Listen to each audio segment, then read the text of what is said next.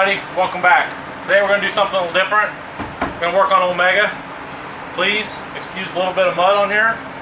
It's not how I like it, but it's how it is today, and so we're just going to have to deal with it. But today we're going to do a little suspension work. We're just going to change some shocks. Super easy. I know it's not as advanced as most of you guys are going to be, but hey, the thing is, not everybody starts out knowing how to rebuild an engine. So we're going to just take a baby step because we got some bigger suspension stuff coming real soon for Yeti. It's actually believed to be in transit, so we're going to be getting that video up here before too terrible long too. Got big changes coming that way, but for now we're just going to change out the shocks on this and be ready to move on. First of all, this is what a bad shock looks like. All this is greasy. It's oil because the seals have blown out on that shock. Now, to change this, you literally take the bolt out of this end and the bolt out of that end. Yeah, you can see the head of it. Easier said than done. That's what a good shock looks like. It's dirty, but doesn't have the oil all over it. But the front and rear, both left side shocks are blown out. Thank you, Kansas. We appreciate the great roads that we have to work with. So it's literally, though, guys and girls, this bolt, a bolt in the top, take it out, put the new one in, you're done.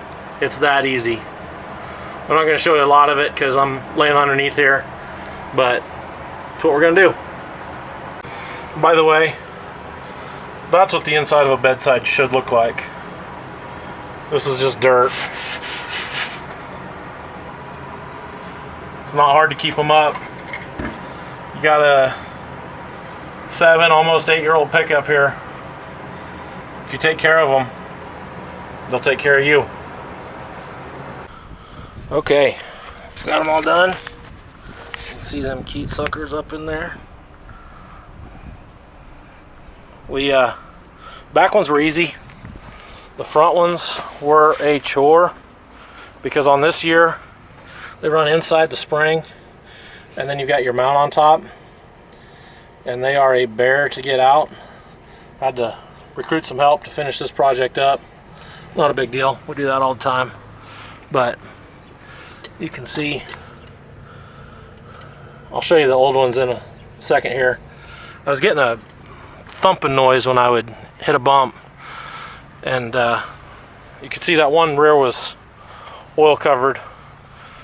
It was better than the front one. We'll show it in a minute, but that's what we are. Thankfully it was only 95 today instead of 100 like they were predicting, so pretty beautiful out, really. Okay, so these are the two front shocks.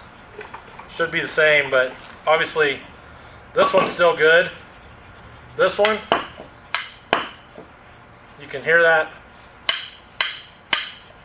That's the thumping I was hearing.